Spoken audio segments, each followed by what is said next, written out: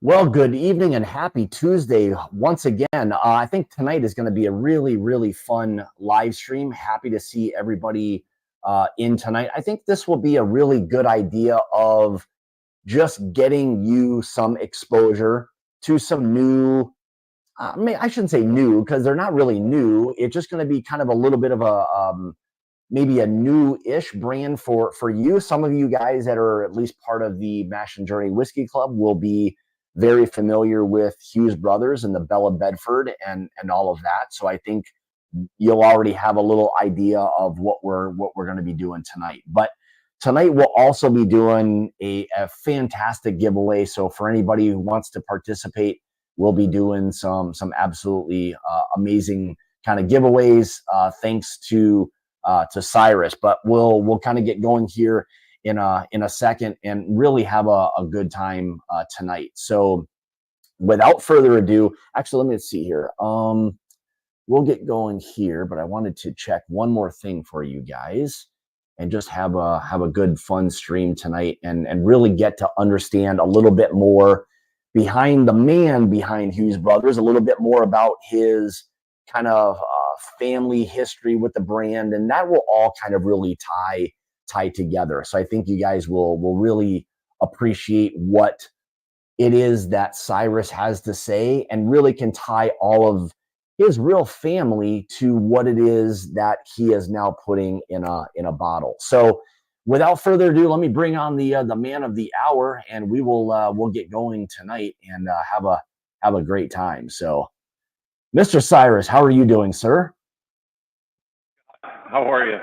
Thanks so not much. Bad, not bad. Thanks for having me. Yes, absolutely. Tonight will be, I think, a little bit more of a focus on being able to truly allow people to understand more about not only you, but I think your family tie to this, and really the passion behind all of that. So I'm excited always to share that kind of information with a lot of the people that I think will be watching this now and on the replay. Is that this is going to give everyone, I think, a really nice opportunity to just learn more about not only, again, you, but the brand and where things are kind of going, going to. So with that being said, I guess to kind of give everybody a little idea of the hows and whys, can you kind of share a little bit about maybe yourself and kind of how your journey into the whiskey world kind of began, so to speak? How I got myself into this mess? Exactly. Well, it started like most things, it was most businesses. It was an idea on a napkin. One of those things that you really have no idea how it can happen or what it's going to entail, and you just start taking steps, and next thing you know, you're in deep. Yeah. So yeah, I bartended my way through college, and I was well aware of the family business.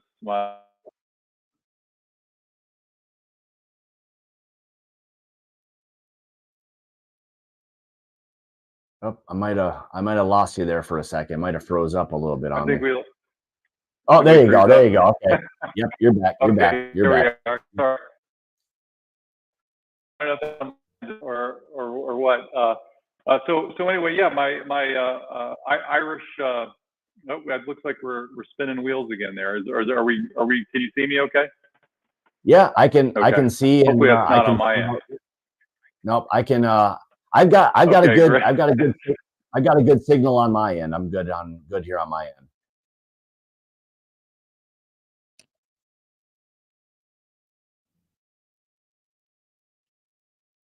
I might have lost you. I don't know if you guys at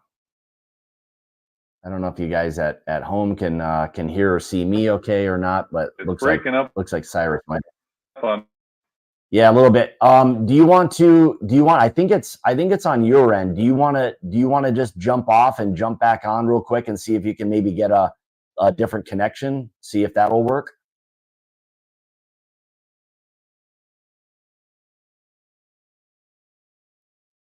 It's always the way technology works. As soon as you go live, then all of this stuff. All right, so I think Jay's saying I'm good on mine. I'm showing a pretty good connection on my end. There you go. Okay, so he'll be back in a second. Keegan, thank you, brother. Appreciate that. So he'll hopefully jump back on. We'll get going on that. So let me just add Keegan's name in here a couple times,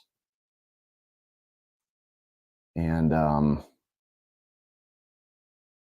hopefully we'll be able to share tonight's story of what it is that Cyrus really has, because it's a pretty cool story, and I think it's one that a lot of people really kind of need to know more about, and why, because it's one of those things where he has such a family history, a real true family history that ties to really everything it is that he's doing and why. So that's why I really wanted to have Cyrus on. And of course, as soon as you go live, that's just the way it goes, you know. So but we promise we'll eventually get everything going here pretty soon. But let me just say hi to a few people that were in here.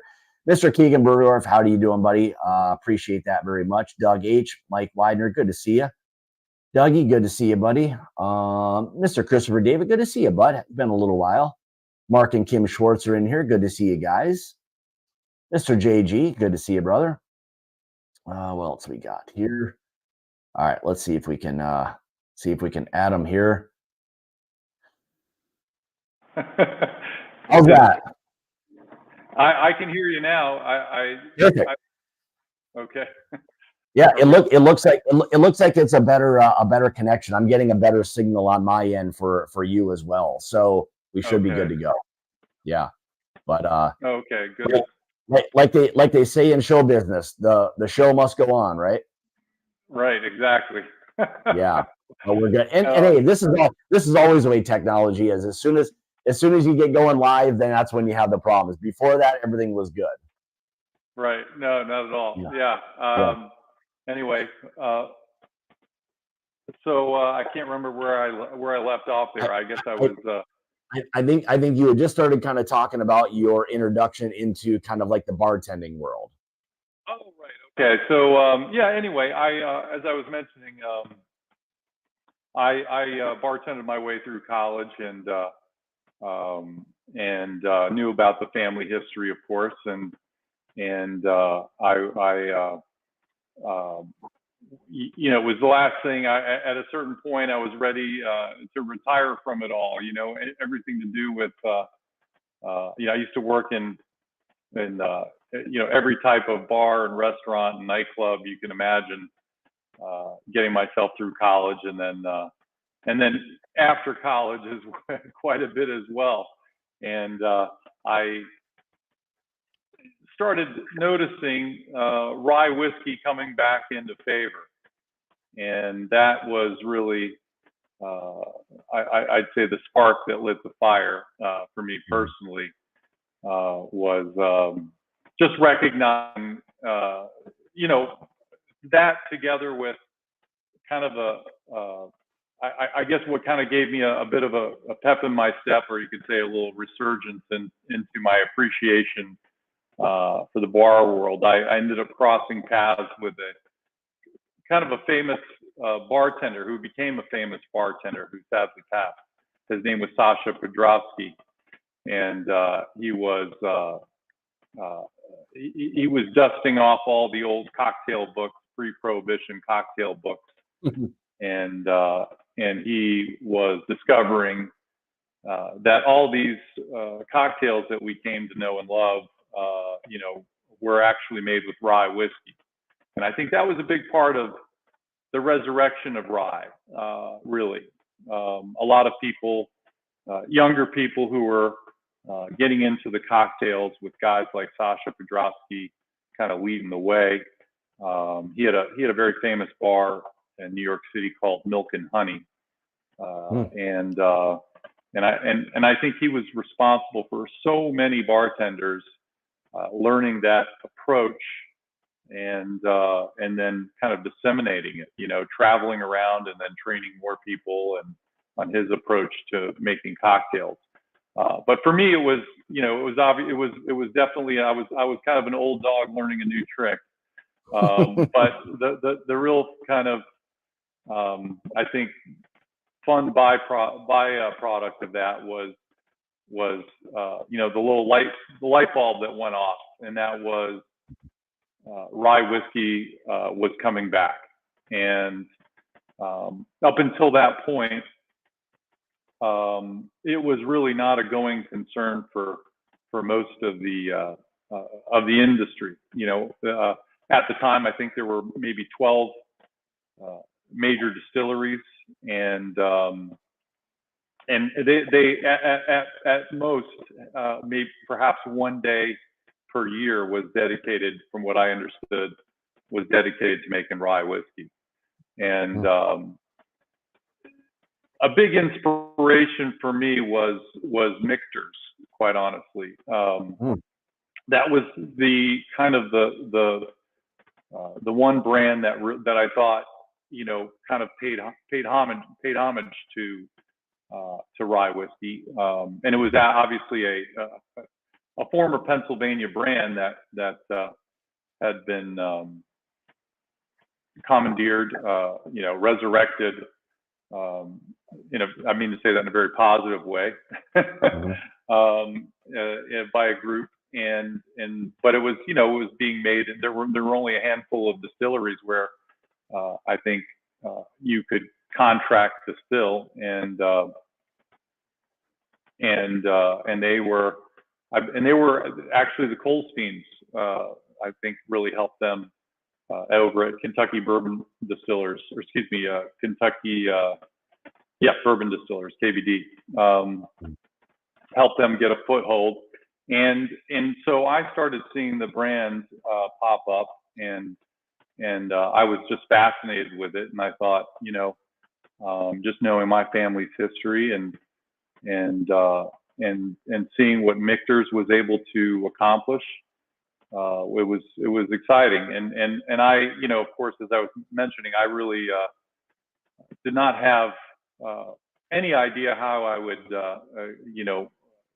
get something like that off the ground, but it was probably a good thing that I didn't, because I probably wouldn't have done it. Yeah. So yeah, I started taking trips down to Kentucky. I was bartending in a kind of a crazy nightclub 3 nights a week, and started bopping down to Louisville and started networking. And I was fortunate enough to get an introduction to Dave Pickerell, and my cousin, my mother's first cousin, her husband, Neil Horstman, used to be a historical preservationist. He was the head of the historical preservation for Mount Vernon, and then the White House, and so and obviously somebody who was very, very into history. And when he heard that I was digging into the family family vault, so to speak, in pursuit of this information about what my family's distillery was all about, and what just what I could learn about the era, he jumped into action, and he said he told me I may know a person or two that could be helpful, and as it turned out, he worked on a project in Louisville out of college. It was I guess one of these Kentucky old mansions, let's call it, properties that were being looked after by the Historical Society, And one of the guys he met on the project was Bill Samuels. He was became the president of Maker's Mark, and so he reached out to Bill, who he had been with, I think, in more than 20 years, and that was right at the time that Dave Pickerel was leaving Maker's Mark to go it on his own, and he made the introduction. So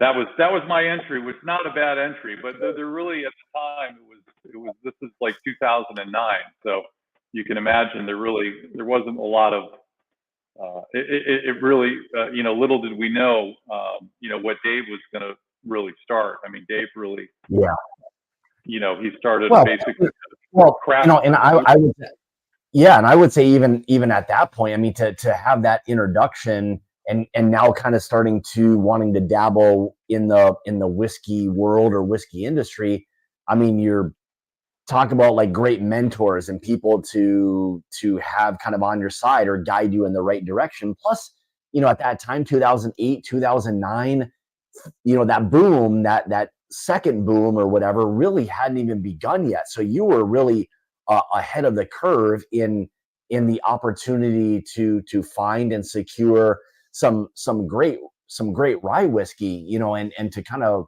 foreshadow that into the future. I mean, clearly is going to pay off for you, now, as I will say, as hot as rye whiskey has kind of become over the last maybe year or two. You having great stocks of fantastic, rye whiskey can only, benefit you and the brand. But I mean, geez, what an opportunity to learn from some great people at that point. It was really fascinating. I didn't realize that, how approachable the industry was. You had this idea when you thought about looking at the back bar and picking up the bottles and trying to glean what information you could. There really wasn't a lot of information out there at the time. There wasn't the blogosphere, talking about where this was produced, where that was produced. So many brands. Little did I know that so many brands were, came from just a handful of distilleries. And at that there were just a handful of mash bills being produced. That really and that the creativity that was happening, was just starting. It's obviously gone in so many directions since then.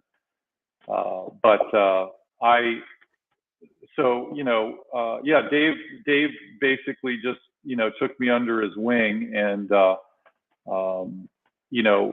in a way he was kind of learning.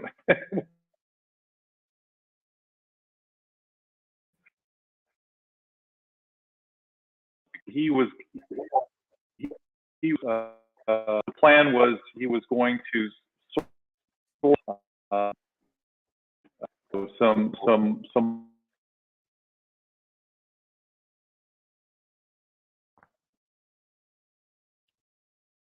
what would be the sort of sweet spot for an age profile, meaning figuring that we would have access to a variety of different aged inventory.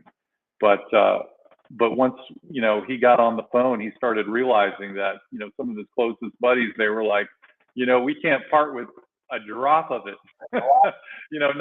It was the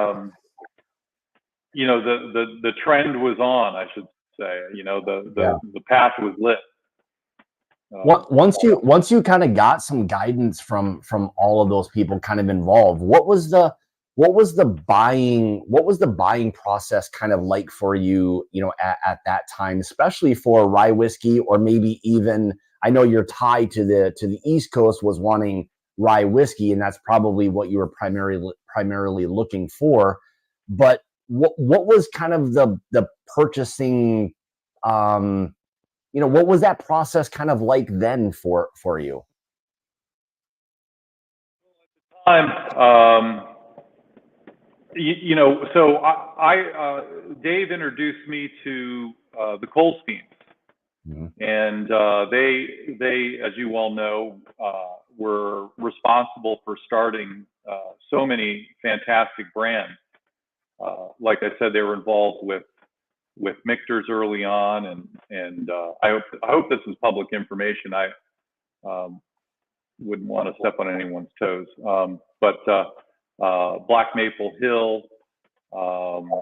Obviously, a lot of people have heard of Red Hook Rye, and a great number of fantastic products. And obviously supplying their own products, and they were in the midst of resurrecting their family distillery, and so the thought was that that I would resurrect the original family grain recipe, which we were able to deduce from a lot of the grain purchasing logs that my family had, that I was able to get my hands on, and which was a very standard sort of Pennsylvania rye mash bill, which was it was basically a 90-10 rye to malted rye.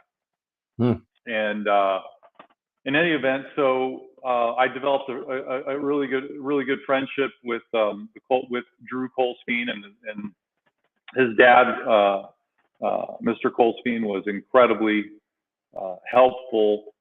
Basically, they just sort of opened their doors and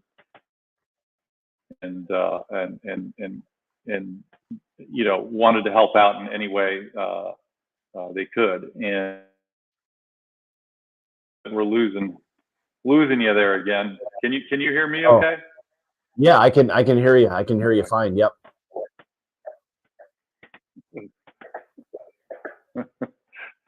Sorry, I don't know if you can hear me. It was just spinning wheels there.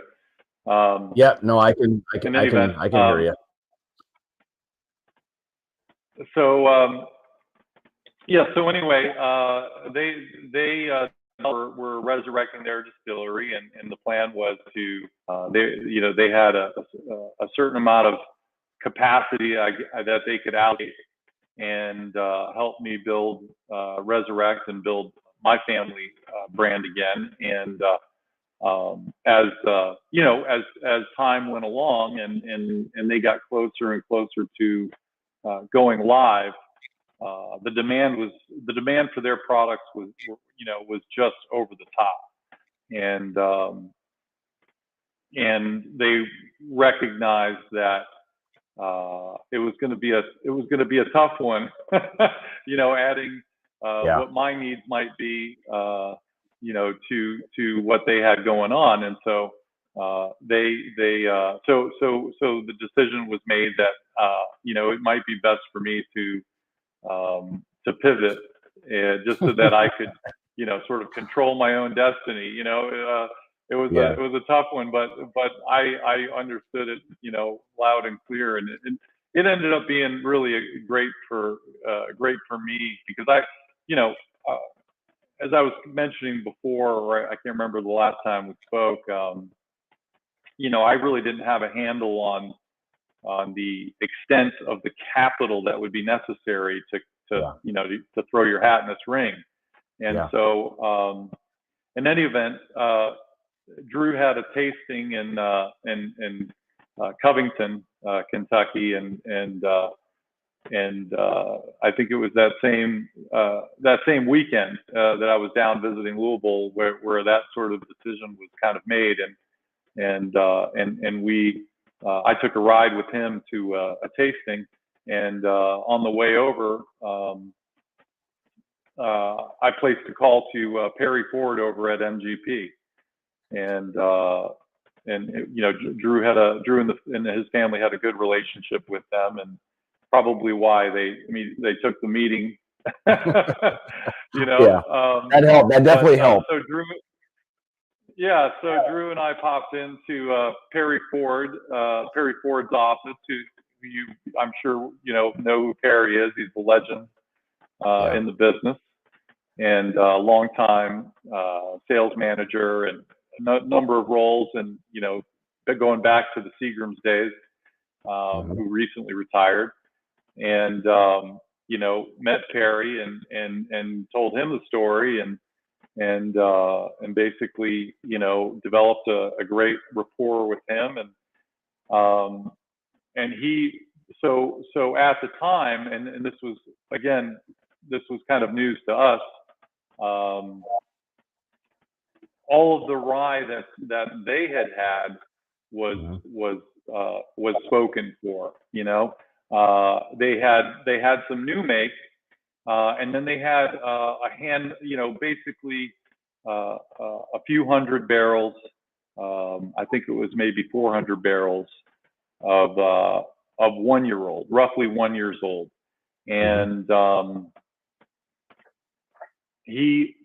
Perry Ford basically commandeered that allotment, which there are a lot of big outfits clawing for it, and he decided to hold on to it for me, and so he basically gave me a very good price. Okay, and all right. it was a way to kind of help me get my start. It was just one of those things. The prices, the secondary market, which I later found out, I got a very good deal. I think it was a fairly standard deal for MGP at the time, but they were just kind of figuring out that things were going to be going up and up. So anyways, I ended up then realizing what I was getting myself into, and that's when I just started, opened up the Rolodex and started talking to anybody who would listen, and somebody was mentioning here, I can see Red Hook's mash bill. Was it 95, or that was complete? That's a mash bill that Drew Colstein could tell you what it was. That wasn't. I don't believe that was not an MGP product. The Red Hook rye. I just saw the question on your on your screen there. Anyway, so we I ended up piecing together partial allotments of what he had made available to me, and it took me probably a year to kind of piece together that allotment, and most of it kind of came by way of selling a few barrels on the secondary market to kind of establish the valuation, and then putting those funds, back into the barrels that were allotted to me. He really gave me a lot of leeway, which was incredible. He really didn't have to do it, but he really paved the way. And he also gave me a distillation agreement, which very few people were offered at the time, as far as I know.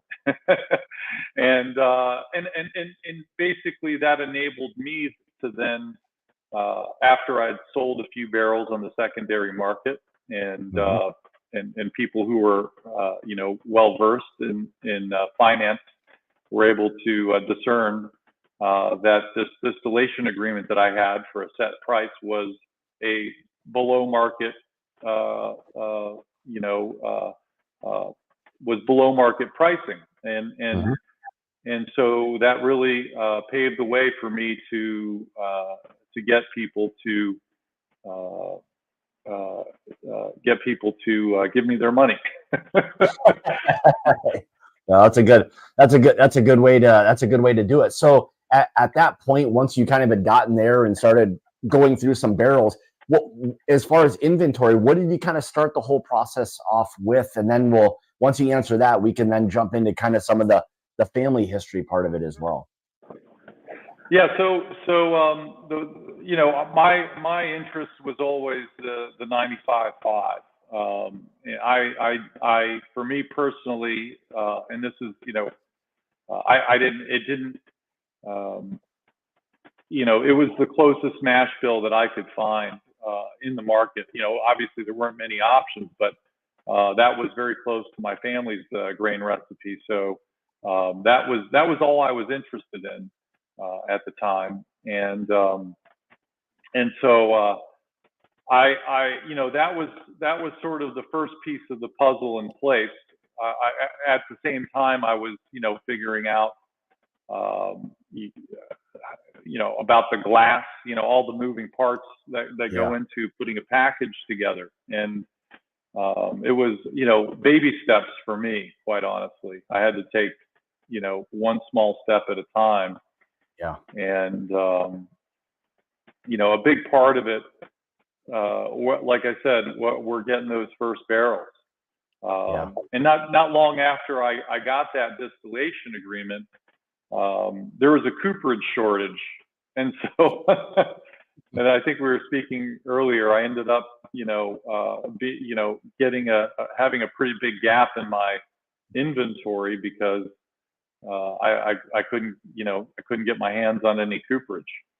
Yeah.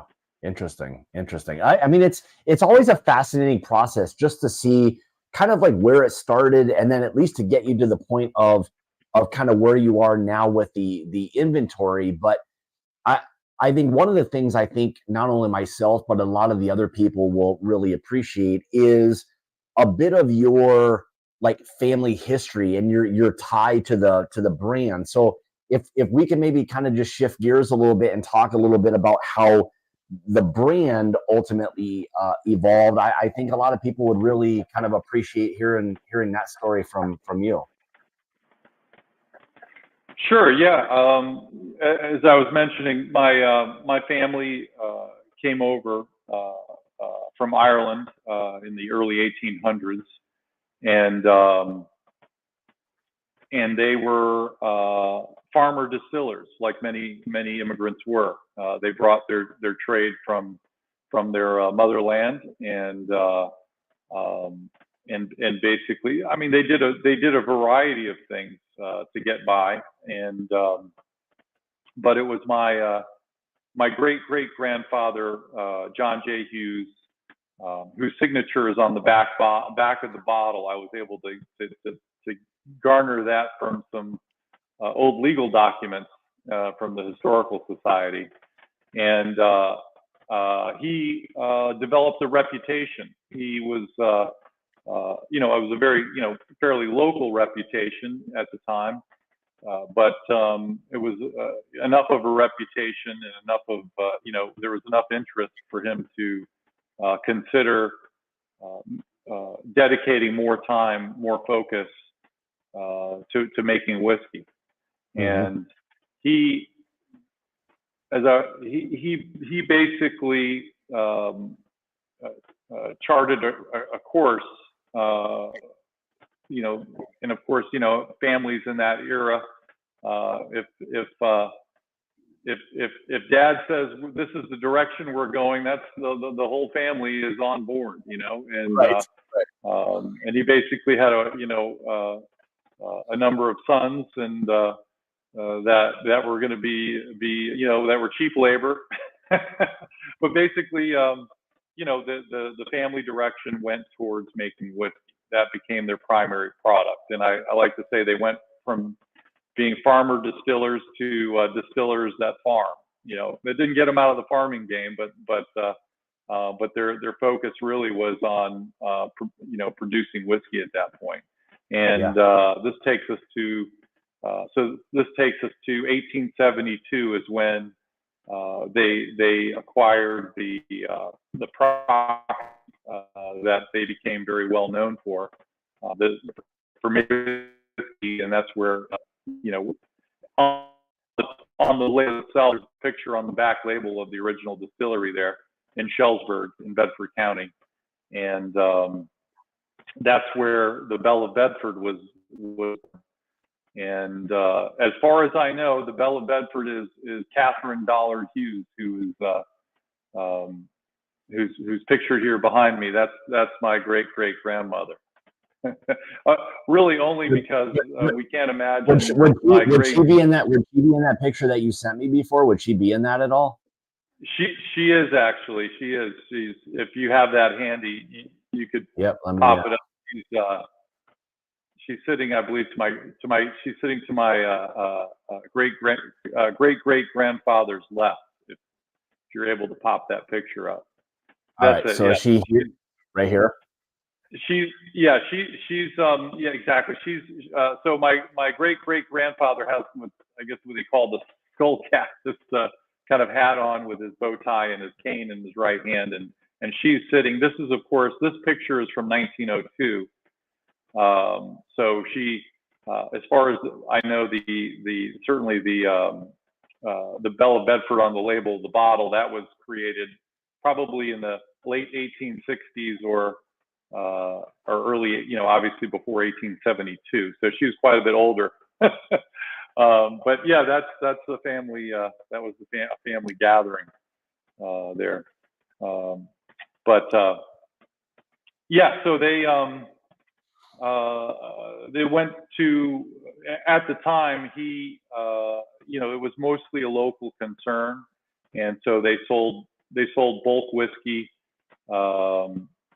or I should say, they wholesaled whiskey in downtown Bedford. The distillery was in Shellsburg, both in Bedford County, and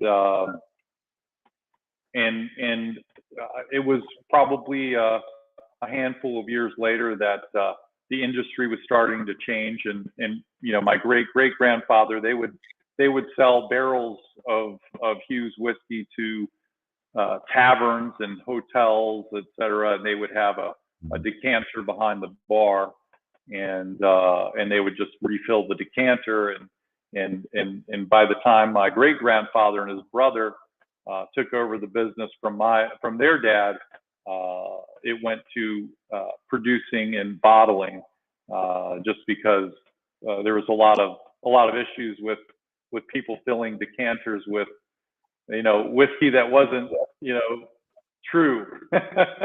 So about what time was this? About what time period was this that we're kind of talking about that now? was roughly? I would say that was the late 1870s and into the early 1880s. Okay. When that happened, they started bottling their own, and and that's where the Belle of Bedford. As far as I know, I think the Belle of Bedford label probably itself probably somewhere in that era, like the late 1870s. But what's interesting is, that was before producers, distillers weren't making all their own glass. They were basically putting labels on whatever glass they get their hands on. I guess it was late or early 1880s when my family started producing their own glass or contracting it, and they have an embossed bottle, which I'm looking to resurrect at some point here in the near future. But so anyway, my great grandfather and his brother took over the operation, and they started really bringing. They were much more adept at marketing, and they started. It actually coincided with the expansion of the Pennsylvania Railroad, and so they were pretty savvy, and they started marketing the products, the family products, to different stops along the Pennsylvania Railroad. There was a branch that came down into Bedford from Altoona, and Altoona was kind of a major hub, and then whiskey supply, as I understand it, went on from there. So, it was sold in New York City, in Washington D.C. and obviously in Pittsburgh and in Ohio, and I think up into Illinois, and there are quite a few spots. I mean, the Pennsylvania Railroad was the biggest company in the world at the time, which was pretty crazy to think about. Well, and that would have been no easy task. I mean, even though they were relying on the railroad, I mean, that was still them being gone probably for weeks, if not months at a time, just trying to sell the whiskey that they had. So, I mean, it's not like it is today. Obviously, they have really had to do an awful lot of work, but knowing probably the product that they had and how much I guess they enjoyed it and thought other people would enjoy it, to actually get on the rail and head to all of these other, states at the time would have been a pretty major task, So, you give guys like that or ladies like that, anybody part of anything back then, a lot of credit just to be able to do what they did. I mean, you don't just make a phone call or talk to your neighbor or send a text. I mean, that manual to get on a train and now get to all these other places that nobody really knew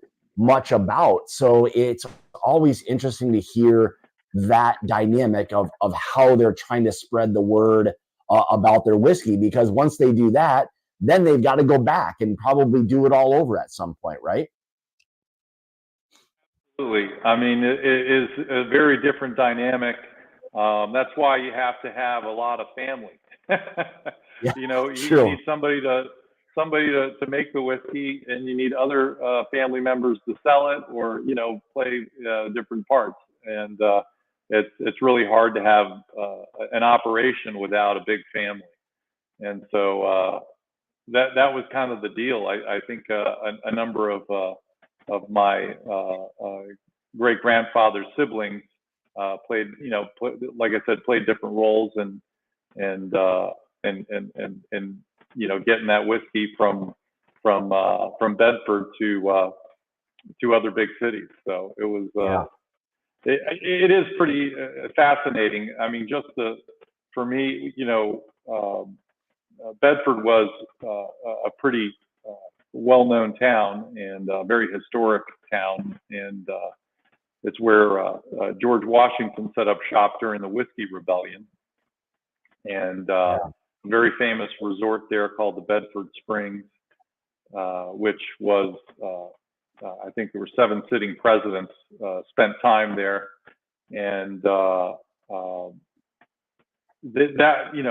before the highway system, it was very difficult to get around. Obviously, trains were the mode of transportation, if it made sense, right? But otherwise you were basically horse and buggy, and it's funny if you're in Bedford and you're looking at Schellsburg and you're looking at where the warehouse was, and in downtown Bedford, it was a pretty good distance. So, they were loading up barrels, and I think it's about 8 miles. And if the weather wasn't right, that was a heck of a journey, just that alone.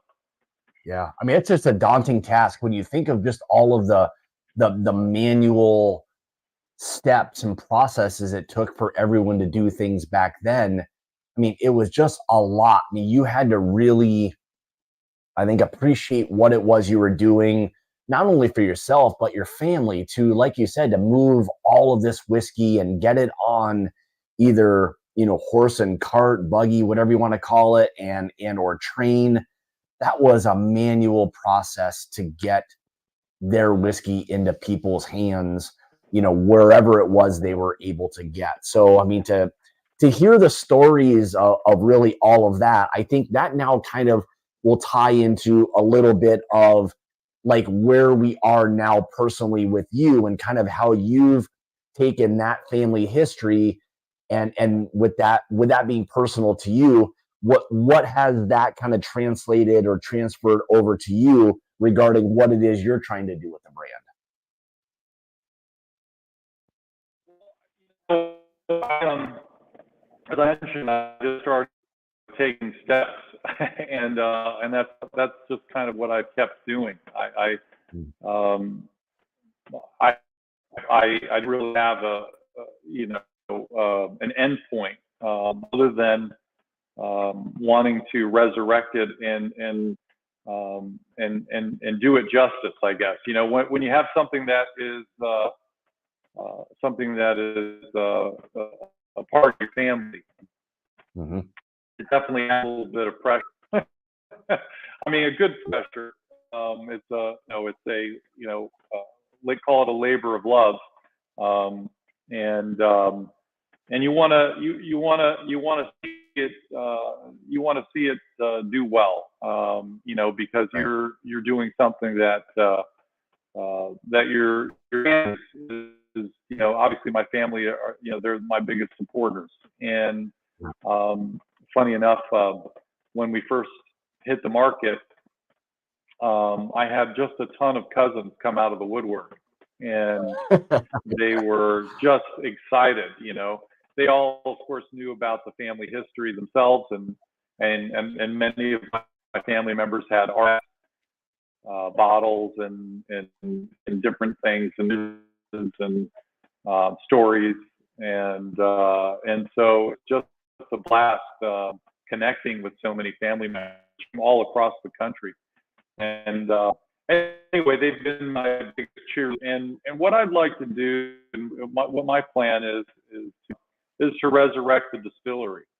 And it's going to be quite a task. We're looking at spots, contemplating locations. Very likely it'll be in the Philadelphia area, just because Bedford. I had originally thought that I would just love to bring it back to the original, you know, distillery ground. Now a summer for kids, and it's a wonderful property, and the water source is fantastic, and they've been very the custodians of the property have been incredibly supportive, and have allowed me to pump spring water out of the spring, to ceremonially, really, just to add it to I make a 6-year-old that I bottle at 104 proof, and and I use a little bit of the spring water to basically do that, but it's mostly just ceremonial. But you know, it is a you know, it is a bit of a trek to set up shop there, for me personally, and I thought it made good sense to put some stakes in the ground in Philadelphia, just because it was, you know, a little more convenient for my family and for myself. But Yeah. Well, I mean that would be amazing. That's the plan, Scott. Yeah. That's a pretty amazing plan. I mean, I think to just tie all of that together, and again, to have that real like family history and story to tie to everything it is that you're doing now, which translates, you know, into the whiskey that you've got in these bottles. And I guess with that, let's talk a little bit about, you know, not necessarily production, but some of the whiskeys that you have now, or some of the offerings, and maybe where people can kind of find things. Now, I'll say this, and Cyrus and I were talking before we went live. The 6-year toasted bourbon that he's doing is absolutely fantastic, and is probably one of the better toasted ryes that I've had in quite some time. He has done a fantastic job with balancing both of these out to really allow for both components of all of this stuff to shine. But I'll let you talk a little bit more about this, and maybe even share a little bit about the bottle and some of the labeling and all of that, if you don't mind. Well, yeah, the toasted rye is, you know, the inspiration came from a gentleman who you know well, Bob and Tony at Ford. Mm-hmm. He was just, as you know, has really got into doing. He's really quite a bit when it comes to barrel finish, and I was very curious because I hadn't been able to take any many barrel finishes at the time, especially the toasted with the 95.5, and I got an introduction from Bobby to Kelvin Cooperage, and got my hands on a few of their medium plus toasted barrels, and started playing around with them, and really just kind of found a little sweet spot, which and it isn't rocket science. It's really just your personal preferences, and that's really all. With a lot of these finished products, it's really just about staying close to them, and again, it's your palate, and you're hoping other people like it too. Yeah. But I would say to that point, I mean, I think you already have a nice stock or some quality whiskey that's there. So you're starting with a great base, then going over to Kelvin Cooperage, which again, as you know, is probably the most hands-on cooperage that's out there, producing fantastic barrels. And I think all of that combined really allows for there to be a fantastic product, in the end. So I think you can take a really nice 6-year rye and add it to a toasted barrel or toasted heads or whatever the process is that you're doing, and really end up with what it is you've got here. And it's a absolutely fantastic rye whiskey. I'm so glad you like it, Scott. No, that means a lot. It means a lot. Yeah. I know that you have access to a lot of high class producers, and no, I appreciate it. I love it. It became very quickly my go-to beverage. and without looking at the label on this one, is this the one that's 104 proof?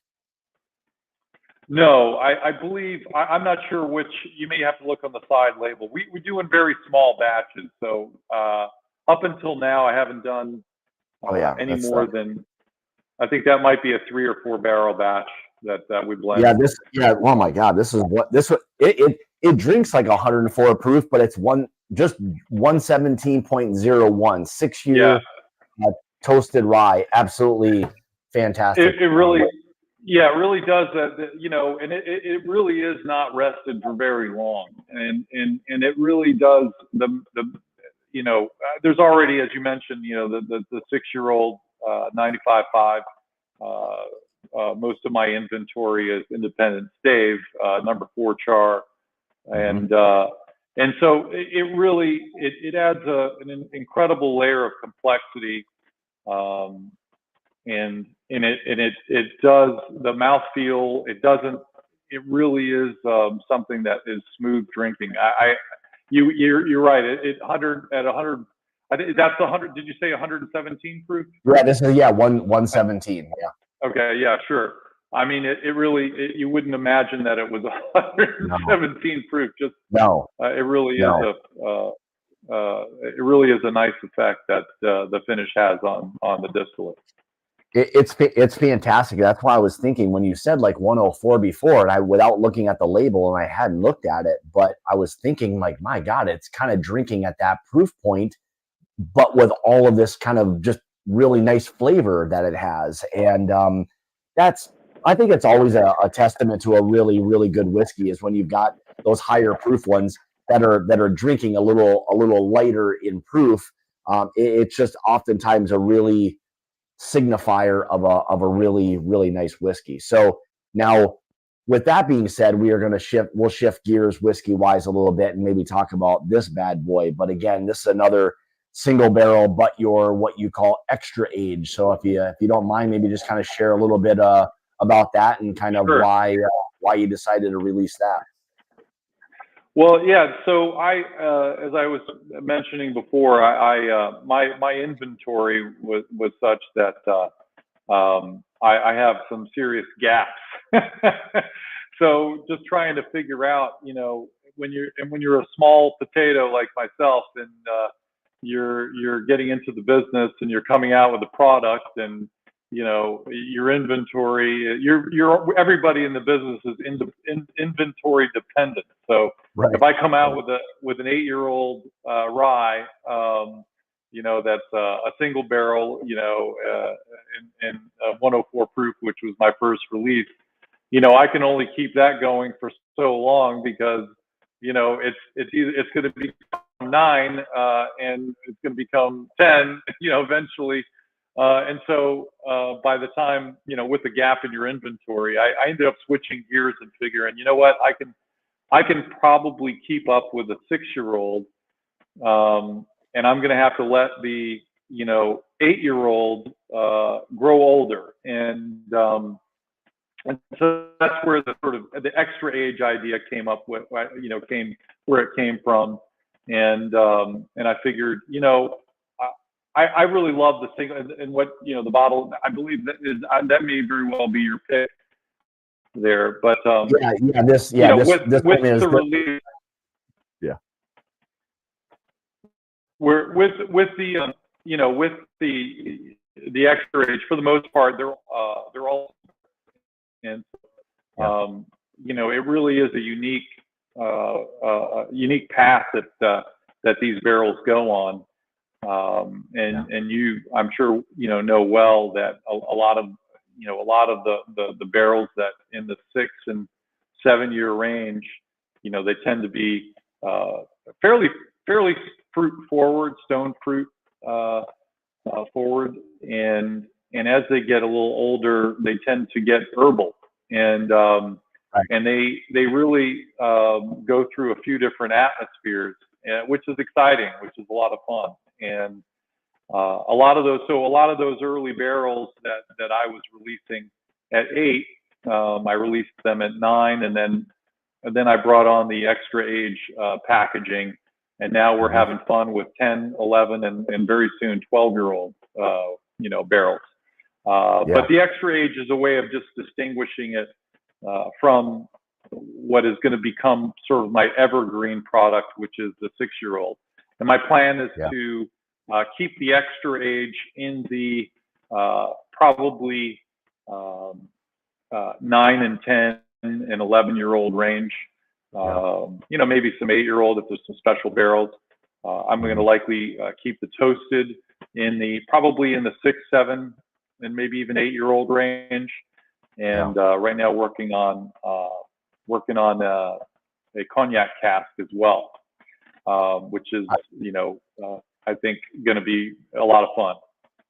Yeah, it's gotta be amazing. But I mean, just touching on those ages, as a lot of us know, myself and everyone in the chat, when you're talking about 6, 8, 10, 11-year whiskeys, especially talking about rye whiskeys, like, you're already dealing with a really nice kind of grouping of ages there, and you're going to get a different wave of some different profiles there, which is really, really unique. Now, again, this was our pick that we did for Mash and Journey, and again, that was like 11 years 6 or 11 years 7 months, so it was old.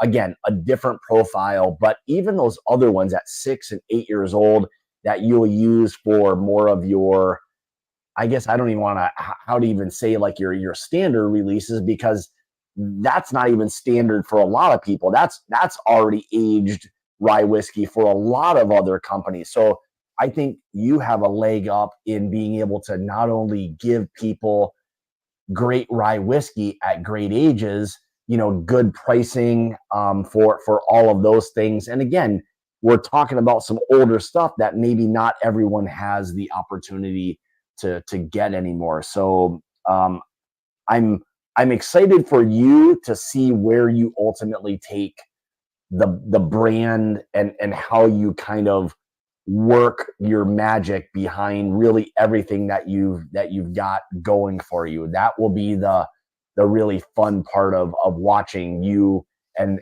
the brand really kind of grow. Appreciate it, Scott. You know, it means a lot to have your support, and you know, I'm just grateful for people who, you know, we haven't been very widely distributed up until now, but we're gonna start spreading it out here in the coming months, and making it more available. It's a pretty small operation, but I really appreciate it. No, that really, it's a daunting endeavor, but I think that once we get through over a few more hurdles, I think we're going to be in a good position to make more whiskey available. Yeah, that'll be fantastic. I guess for you, as far as distribution now and where people can find the whiskey, like locally, where can people find maybe some bottles either on the shelf? And I know there's stuff that I believe is for sale right now on Sealbox. So people, if anyone wants stuff there, I think you can go over to Sealbox. If I'm not mistaken, you can at least get the toasted rye, I believe, correct? Yeah, they have the toasted. They should have the extra age as well. If they've run out of it, they have access to it through Prestige LeDroit, which is my distributor in the Washington D.C. area. They cover Washington, Maryland, and Delaware, and there are some retailers in Kentucky that it's kind of spread out, and I don't want to just as far as in the coming months, I know that Binny's in Illinois, they've been a pretty big supporter. Also at Total Wine, I believe in New Jersey, they are carrying us. But in the coming months, it's going to become more and more widely available. Well, and that's going to be, I think, a lot of people. Yep, no, we're good. I think for a lot of people that are, looking for this stuff. I mean, I think a lot of people who have been subjected to what it is that we've done. Now, we've not released this bottle yet. This will probably be coming, I'm going to say, within the next, for everybody within Mash and Journey, maybe the next month or so, give or take a little bit there. So everybody will have access. We've already done one prior that we did about a year or so ago now, that we did our first batch, which was 10 years, 6 months.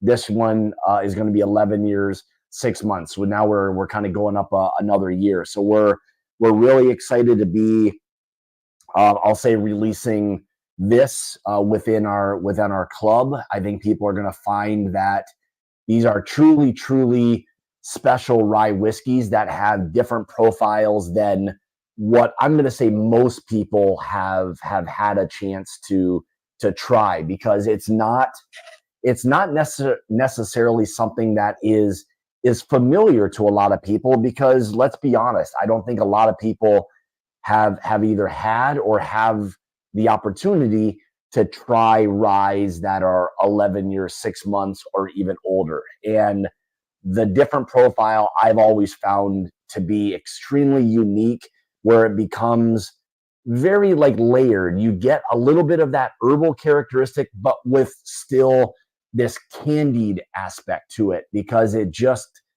kind of goes all over the place, and it's a very unique profile that I'm always interested to hear, when people try it, like what they really think of it, because it's something that's different to an awful lot of people. So I give you a ton of credit for releasing this fantastic whiskey for people to have an opportunity to try. So. Well, I appreciate it. I wish it was all by design in the beginning, but this is a byproduct of my operational approach. Yeah. Well, which is basically sorry. I mean, but no, Really? no. I mean, I think that's kind of a cool thing because a lot of people always feel that everyone behind a brand that everyone operates like Heaven Hill or Buffalo Trace, and when you really start to talk about it, Yeah. like you and I are, I mean, it is just literally, give or take a one man show, let's say, while you're doing all of these things with all these moving parts. So it's an interesting thing to see how all of this really develops and how you go about making this product and getting this into the hands of the people that truly want it. So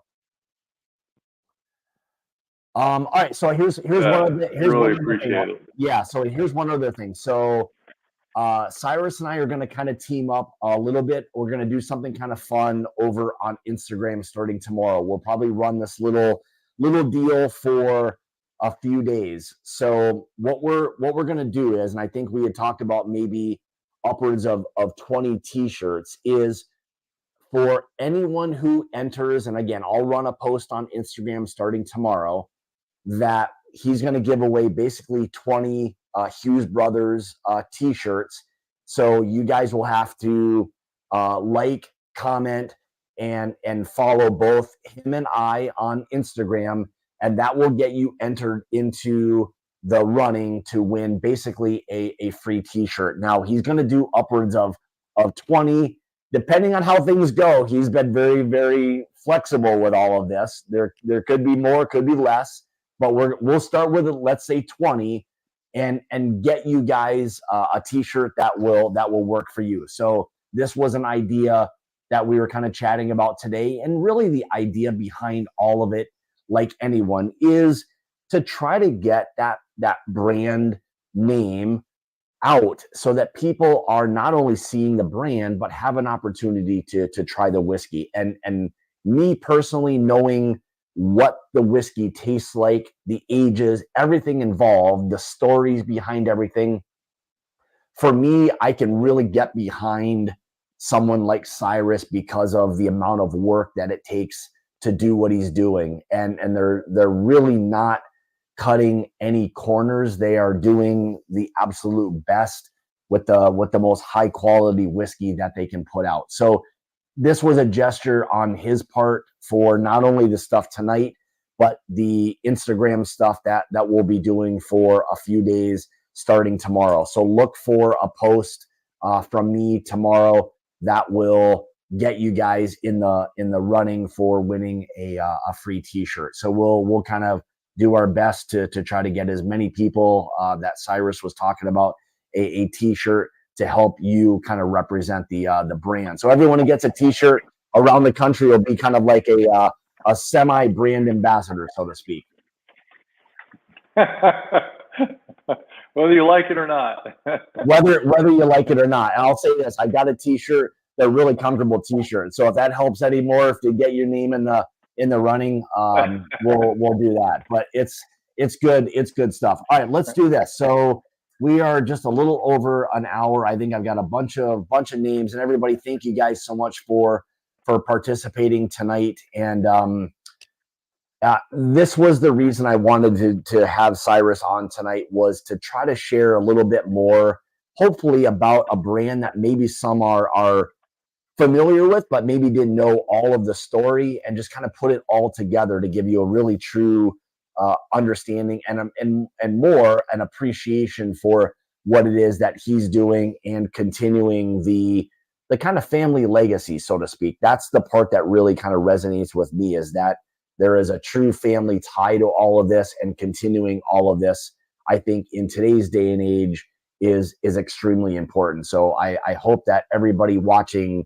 live now and or anybody watching the replay afterwards has that appreciation for this brand, and we'll seek out some of the whiskey. That's the idea behind all of this, is trying to share as much as we possibly can. So all right, so we're an hour and 10 minutes in. Let's we'll run the randomizer, and then again, like I said, for tomorrow, watch for a post that we'll do regarding the t-shirts and all of that. That will be separate from tonight. But again, tonight we'll have 2 winners. So we'll do first the toasted and the t-shirt, and then second will be the extra aged and again another t-shirt. Whoever the winner is, you guys can just reach out to me at mybourbonjourney01@gmail.com and send me your contact information. I'll make sure and get all of this stuff over to Cyrus. So before I run the randomizer, Cyrus, is there anything else you want to kind of share where people can follow you? Anything else that you would like to share about yourself or the brand itself?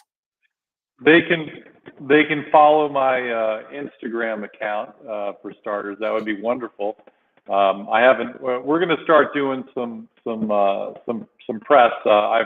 There really isn't much press out there because we haven't done much of it. But yeah, it would be wonderful if they would like to follow us on Instagram. Our handle is Hughes Whiskey, HUGHES whiskey, and yeah, that would be great. A great way to stay in touch and to hear about things coming along, things that are headed your way.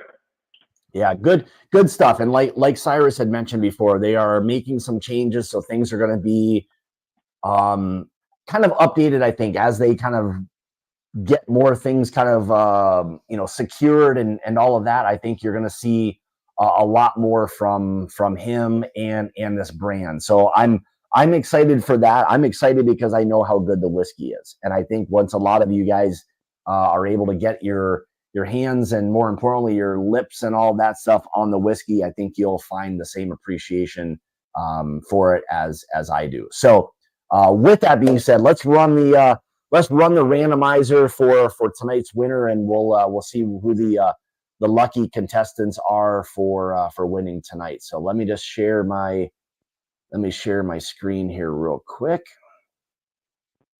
Where is that? There we go. Okay.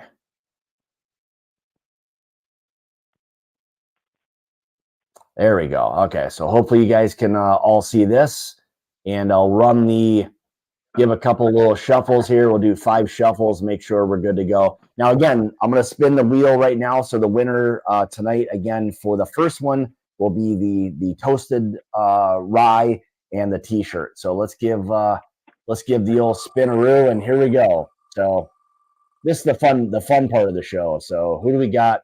Who we got tonight? TCT.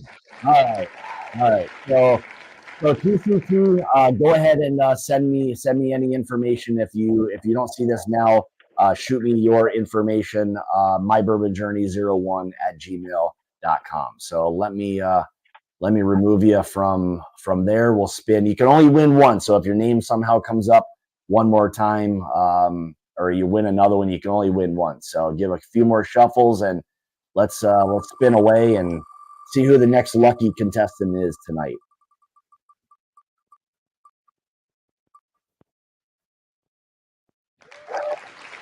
Mr. Keegan Bergdorf, how you? All right, buddy. Congratulations. So awesome. So TCT, Keegan, you guys are the lucky winners tonight. So thank you guys so much for Marty told me, he's like, I'm gonna put my name in the hat, but he's like, I don't win anything at all. So we'll see what we can do for you. But here's what I'll say. So guys, if you can support Cyrus and the brand, you can always go to over to Sealbox, find some stuff there. I think you'll truly appreciate what it is that they're doing. And again, look for tomorrow.